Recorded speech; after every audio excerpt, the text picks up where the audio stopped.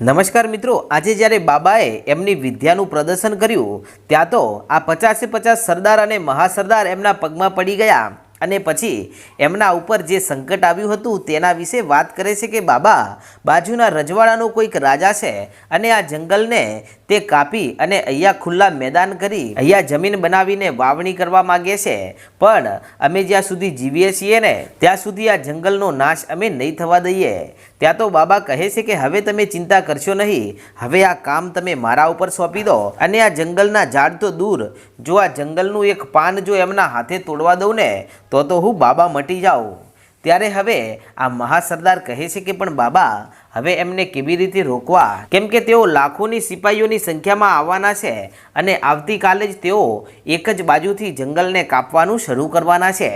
ત્યારે બાબા કહે છે કે તો ચાલો આપણે અત્યારે જ એમની સામું લડવા માટેની તૈયારીઓ કરી નાખીએ। ત્યારે હવે આ મહાસરદાર કહે છે કે તો બાબા આવતીકાલે તેઓ આવીને જંગલ કાપવાની શરૂઆત કરે ત્યારે જો આપણે અહીંયાથી નીકળશું ને તો આપણને આખો દિવસ નીકળી જશે, કેમ કે એ ભાગ ખૂબ જ દૂર છે અને અમે ત્યાંથી ઘણા દૂર રહીએ છીએ, માટે આજે રાત્રે જ આપણે ત્યાં પહોંચી જવું પડે।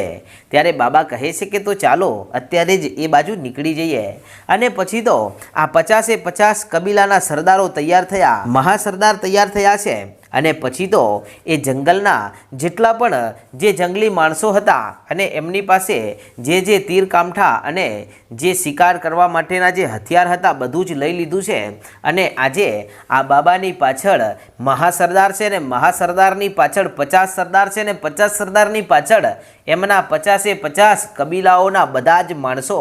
હથિયાર સાથે તેઓ નીકળ્યા છે અને એમને આજે વિશ્વાસ આવી ગયો છે બાબા ઉપર કે જ્યાં સુધી ગાંગીના બાબા આપણી સાથે છે ને ત્યાં સુધી કોઈની તાકાત નથી કે આ જંગલને તેઓ કાપી શકે। અને ચાલતા ચાલતા જંગલમાં એક આડી વાડ આવે છે, ત્યારે આ વાડને જોઈને બાબા કહે છે કે જંગલની વચ્ચોવચ્ચ આ આડી વાડ કેમ છે અને શું આ જંગલ બે ભાગમાં વિભાજિત છે? ત્યારે મહાસરદાર કહે છે કે હા, એક સમય હતો કે 50 કબીલાઓના બે ભાગ હતા અને આ જંગલના પણ બે ભાગ હતા ને આ આડી વાડ હતી, પણ તમારી દીકરી ગાંગી જ્યારે અહીંયા આવીને ત્યારે તેણે આ બધી જ મૂંઝવણને દૂર કરી નાખીને આજે 50 કબીલાઓના જે બે ભાગ હતા ને એ બધા જ કબીલાઓને એક કરી નાખ્યા। અને બાબા પહેલાં આ જે વાડ હતી ને એમાં અમારા માણસો જો એ બાજુ જાય તો પેલા કબીલાના માણસો મારી નાખતા અને પેલા કબીલાના માણસો આ બાજુ આવે ને તો અમારા માણસો એમને મારી નાખતા। આમ લાશોના ઢગલા થતા અને રોજે રોજ કબીલાનો કોઈક ને કોઈક માણસ મોતને ઘાટ ઉતરતો। પણ બાબા સારું થજો તમારી દીકરી ગાંગીનું કે જેણે અહીંયા આ જંગલમાં આવ્યા પછી અમને કેવી રીતે એકતા રાખવીને અને સંપના બળમાં કેટલી તાકાત છે ને એ બધું તમારી દીકરી ગાંગીએ અમને સમજાવ્યું અને અમને એક તાતણે બાંધ્યા છે। ત્યારે બાબા કહે છે કે ધન્ય છે ગાંગી તને અને તારી જનેતાને, અને આજે મને એ વાતનો તો ગર્વ થાય છે કે જ્યાં જ્યાં પણ તું પહોંચી છે ને ત્યાં ત્યાં તારા સારા કાર્યો બોલે છે, સારું નામ છે તારું। અને મને એક વાતનો ગર્વ છે કે મેં જેને કામરૂ દેશની વિદ્યાઓ શીખવાડી છે ને એના ઉપર વિશ્વાસ મૂક્યો હતો ને એ વિશ્વાસ આજે પણ ગાંગીએ નિભાવ્યો છે। અને ગાંગી તું બધી જ કસોટીમાં ખરી ઉતરી છે, તે પોતાના માટે ક્યારેય કામરૂ દેશની વિદ્યાનો પ્રયોગ કર્યો નથી અને જે વિદ્યાનો તે પ્રયોગ કર્યો છે ને એ સારા કાર્ય માટે ને ભલાઈ માટે કર્યો છે। અને હવે હું તને મળીશ ને તો જરૂર તને એક એવી વિદ્યા શીખવાડીશ કે જેનાથી તું ક્યારેય કોઈ વાતે પાછી નહીં પડે। આમ કહીને બાબા અને એમના સરદારો આગળ ચાલ્યા અને ચાલતા ચાલતા અંધકાર છવાણો। ત્યારે બાબા કહે છે કે આગળની દિશા હવે સૂઝતી નથી, શું કરીશું? ત્યાં તો પેલા જે પાછળ એ કબીલાઓના જે માણસો હતા તેમણે હાથમાં મસાલો સળગાવી અને આગળ ચાલ્યાને કહે છે કે બાબા તમે હવે અમારી પાછળ આવો। અને પછી તો જંગલમાં જાણે આગ લાગી હોય એવી રીતે હજારો માણસો હાથમાં સળગતી મસાલો લઈને નીકળ્યા છે અને ચાલતા ચાલતા તેઓ આખરે અડધી રાત થઈ છે અને જંગલની સામે જે સીમ હતી ત્યાં પહોંચી ગયા છે અને ત્યાં પહોંચીને કહેવા લાગ્યા કે બાબા આપણે અહીંયા આવી ગયા છીએ અને અહીંયાથી જ તેઓ જંગલને કાપવાની શરૂઆત કરવાના છે અને આ ભાગમાં જ એ રાજાના રજવાડાના માણસો અને સિપાહીઓ આવતા રહે છે। ત્યારે બાબા કહે છે કે ચિંતા કરશો નહીં, અહીંયા જ રાતવાસો કરી નાખો ને વહેલી સવારે જો અહીંયા સાચે જ સિપાહીઓ આવશે ને તો એમ સમજી લેવાનું કે એ સિપાહીઓમાંથી કોઈ એક પણ માણસ જીવતો નહીં જાય। અને આમ વાતો કરતાં કરતાં સવાર થઈ અને સવારે બાબા જ્યારે જંગલની બહાર નીકળી અને જ્યારે તેઓ ચારે બાજુ જુએ છે ત્યારે તેઓ અંદર જંગલમાં છુપાઈ રહેલા બધા જ માણસોને કહેવા લાગ્યા કે સરદારો અહીંયા તો કોઈ છે જ નહીં અને મને નથી લાગતું કે આજે તેઓ જંગલ કાપવા આવે। ત્યારે મહાસરદાર કહે છે કે બાબા હવે તેઓ આવે કે ના આવે એ વાતની તો પાક્કી ખાતરી નથી, પણ એ વાતની તો પૂરી ખાતરી છે કે તેમણે અમને ધમકી આપી હતી અને આજ નહીં તો કાલ તેઓ આ જંગલ કાપવા તો જરૂર આવશે। પણ ત્યાં તો સામે જે રણ વિસ્તાર છે ત્યાંથી ધૂળની ડમરીઓ ઉડતી દેખાણી અને બાબા કહેવા લાગ્યા કે નક્કી કોઈક તો આવે જ છે। અને પછી તો થોડી જ વારમાં દરેક માણસોના કાને ઘોડાઓના ડાબલાનો અવાજ સંભળાવા લાગ્યો ને એ પણ એક બે ઘોડાઓનો નહીં, હજારો ઘોડાઓના અવાજ સંભળાવા લાગ્યા અને ઘોડાઓ કિકારીઓ કરતાં કરતાં સામે રણ વિસ્તારમાંથી તાબડતોડ આવી રહ્યા છે ને ધૂળની ડમરીઓ ઉડી રહી છે। ત્યારે મહાસરદાર કહે છે કે જુઓ બાબા, સામે જે લશ્કર આવી રહ્યું ને એ જ લશ્કર છે ને આ જે એમનો જે હવામાં વાવટો ફરકી રહ્યો છે ને એ એમનો જ ધ્વજ છે। ત્યારે બાબા કહે છે કે એમ વાત છે તો કાંઈ વાંધો નહીં, આવવા દો એમને। અને પછી તો સેનાપતિના હાથમાં એક મોટો વાંસ છે અને ઉપર એમના રજવાડાની વિશાળ ધજા લહેરાઈ રહી છે અને આ ધજાને લહેરાવતા લહેરાવતા આખરે તેઓ આ બાજુ જંગલની આ પાર આવીને ઊભા રહી ગયા અને પાછળ જુએ છે તો નજર ના પહોંચે એટલા બધા સિપાહીઓ આવ્યા છે અને કોઈના હાથમાં કુહાડી છે, કોઈના હાથમાં ધારિયા છે, કોઈના હાથમાં ભાલા છે, કોઈના હાથમાં તલવારો છે અને આમ બધા જ સિપાહીઓ આવી ગયા છે ને સેનાપતિ આગળ આવી અને ત્યાં જ જમીનમાં પોતાનો ધ્વજ ગાડે છે અને ધ્વજ જ્યારે જમીનમાં ભોંકવામાં આવ્યો ત્યારે હવે આકાશમાં આ ધ્વજ લહેરાવા લાગ્યો અને પછી આ સેનાપતિ કહેવા લાગ્યો કે સિપાહીઓ જાઓ હવે આ જંગલને કાપવાની શરૂઆત કરો, પણ સૌથી પહેલી શરૂઆત હું કરીશ અને પહેલું ઝાડ હું કાપીશ, એના પછી જ તમારે બધાએ કાપવાની શરૂઆત કરવાની છે કે ભલે સેનાપતિ। અને પછી તો સેનાપતિ ઘોડા ઉપરથી નીચે ઉતરે છે અને બીજા સિપાહીઓ પણ નીચે ઉતર્યા અને બીજા પાછળ ઘણા પગપાળા આવેલા સિપાહીઓ છે જેઓ આગળ આવવા લાગ્યા અને પછી સેનાપતિ હાથમાં કુહાડી છે અને કુહાડી લઈ અને ચાલતો ચાલતો આ જંગલનું જે પહેલું ઝાડ છે તેની પાસે આવે છે અને ત્યાં આવીને જેવો ઝાડ કાપવા માટે જેવો આકાશમાં કુહાડી ઊંચી કરી એની સાથે આ બાજુ મહાસરદારે પોતે ધનુષ હાથમાં લીધું અને એક તીર લીધું અને આ જે સેનાપતિ જે ઝાડ કાપી રહ્યો હતો તેના તરફ છોડ્યું અને ઝાડવાઓમાંથી નીકળેલું તીર જઈ અને સીધું આ સેનાપતિના હાથની હથેળીમાં ચૂભી ગયું અને સેનાપતિએ રાડ પાડી અને કુહાડી હાથમાંથી નીચે પડી ગઈ। ત્યારે સેનાપતિ કહેવા લાગ્યો કે કોણ છે અને કોનામાં એટલી હિંમત છે કે આવા 1 લાખ સિપાહીઓની સામે તે લડવા માટે આવી શકે? અરે તારામાં એટલી તાકાત હોય ને તારા બાવડે બળ હોય ને તો બહાર આવીને દેખાડ, આમ એકલો સંતાઈને શું બેઠો છે? ત્યાં તો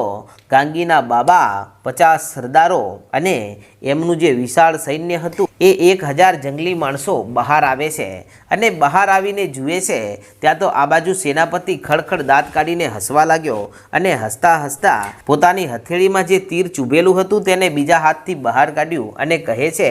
કે આ તીરમાં જે લોહી દેખાઈ રહ્યું છે ને એ લોહી માત્ર મારું જ નહીં, હવે એ લોહી ભલે તમે મારું વહેડાવ્યું પણ આટલા લોહીના બદલામાં હવે આ 1000માંથી જો એકેય માણસ જો જીવતો પાછો જંગલમાં જાય ને તો મારી જનેતાનું ધાવણ લાજે। ત્યારે બાબા કહે છે કે એ બધી વાત તો છોડ, પણ અત્યારે તું આ જંગલના જે ઝાડ કાપવા આવ્યો છે ને કે હા, તો કે જંગલના ઝાડની વાત તો દૂર પણ આ જંગલના ઝાડનું એક પાન જો તું તોડી જાય ને તો મારી જનેતાનું ધાવણ લાજે અને હવે તારામાં તાકાત હોય ને તો આવી જા મારી સામે લડવા અને તારા 50, 100, 1000 કે 10,000 સિપાહીઓ નહીં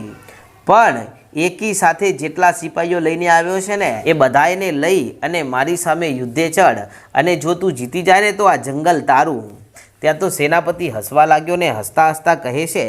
કે આટલો બધો ઘમંડ સારો નહીં અને હવે તમે જુઓ કે અમે તમારી સાથે શું કરીએ છીએ। આમ કહીને સેનાપતિ તાળી પાડે છે। ત્યાં તો 5 સિપાહીઓ આગળ આવ્યા અને આગળ આવતાની સાથે તેમની સામું એક બીજો સિપાહી આવે અને તે એક નાનું એવું પાત્ર આ 5 સિપાહીઓની આગળ મૂકે છે।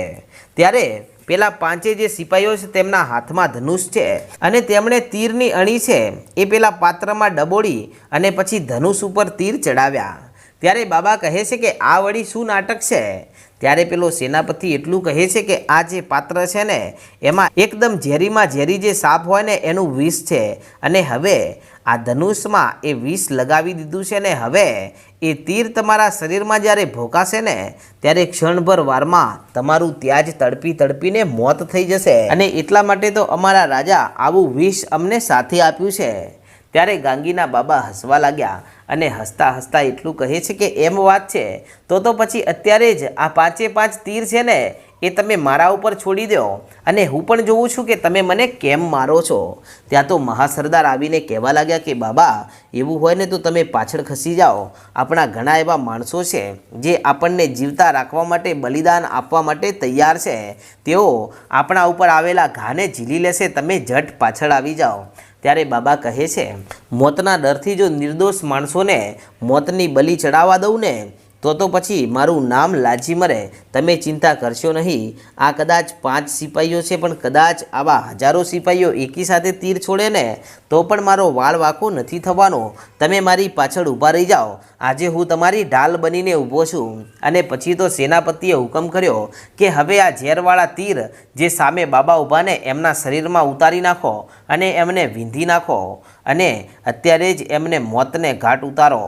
ત્યારે 5 સિપાહીઓ પોતે ઝેરવાળા તીર આ બાબાની સમક્ષ છોડે છે અને ફૂલ જોશમાં આવી રહેલા આ તીર એક બાબાની આંખ તરફ, 2 એમની છાતી બાજુ ને 2 પગમાં, આમ 5 તીર જ્યારે એકી સાથે આવ્યા ને ત્યારે ક્ષણભર વારમાં આવેલા તીર બાબાની આંખોની સામે 1 અંગળ દૂર આવીને ઊભા રહી ગયા। ત્યારે આ બાજુ બાબાની પાછળ રહેલા એમના જે સરદારો છે તેમને તો એવું લાગ્યું કે આ તીર બાબાને લાગ્યા। પછી તો તેઓ રાડ પાડીને આગળ આવીને જુએ છે તો તેમના હોશ ઉડી જાય છે। આ બાજુ સેનાપતિ પણ વિચારમાં પડી ગયો કે આટલા દૂરથી આવેલા આ તીર અહીંયા આટલા નજીક આવીને કેવી રીતે ઊભા રહી ગયા। અને મહાસરદાર આવીને જુએ છે આ બાબાના શરીરથી થોડાક જ દૂર ત્યાં ચોંટી ગયા છે અને બાબા ખળખળ દાંત કાઢીને હસવા લાગ્યા અને પછી એ 5 તીરને એમના હાથમાં લીધા અને પછી એ તીરને લઈ અને જે 5 સિપાહીઓની તરફ છૂટો ઘા કર્યો અને ઘા કરતાની સાથે જાણે ધનુષમાંથી છોડેલા તીરની ગતિ તો કાંઈ ના હોય એનાથી પણ તીવ્ર ગતિમાં આ તીર પાછા છૂટ્યા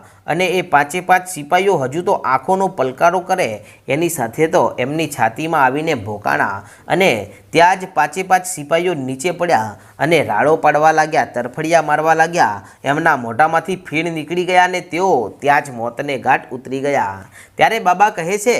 કે હે મહાસરદાર, હવે તમે તમારું તીર ચલાવો અને આ દુશ્મન રાજાનો જે વાવટો ફરકી રહ્યો છે ને એને ધ્વસ્ત કરી નાખો। ત્યારે આ બાજુ મહાસરદારે પોતે ધનુષ ધારણ કર્યું અને જેવું તીર છોડ્યું ત્યારે તીર હવામાં જઈ અને આ જે સેનાપતિનો જે વાવટો ફરકી રહ્યો હતો એ ધજાને જઈને વાગે છે ને ધજા ત્યાંથી તૂટીને નીચે પટકાય છે। ત્યારે સેનાપતિને ગુસ્સો આવ્યો અને ગુસ્સામાં ભરાઈને તે કહે, હે દુષ્ટ જંગલી માણસો, આટલા દિવસ તો અમે તમને ચેતવણી આપી હતી પણ તમે અમારી વાત માન્યા નહીં। હવે તમે જુઓ આ જંગલ તો પછી કપાશે પણ સૌથી પહેલાં કપાશે તમારા માથા। આમ કહીને સેનાપતિ આ લાખોની સંખ્યામાં આવેલા સિપાહીઓને હુકમ કરે છે કે જાઓ, એક પણ માણસ જીવતો ના રહેવો જોઈએ, બધાના મસ્તક લાવીને અહીંયા મારી સમક્ષ હાજર કરો। અને પછી મિત્રો ત્યાં જે ઘટના બને છે તેનો ઇતિહાસ આપણે આગળના ભાગમાં જોશું। અને તમે આપણી ચેનલ પર પહેલીવાર આવ્યા હોય તો આજે જ આપણી ચેનલ રાજા મેલડીને સબસ્ક્રાઈબ કરી નાખો। જય માતાજી।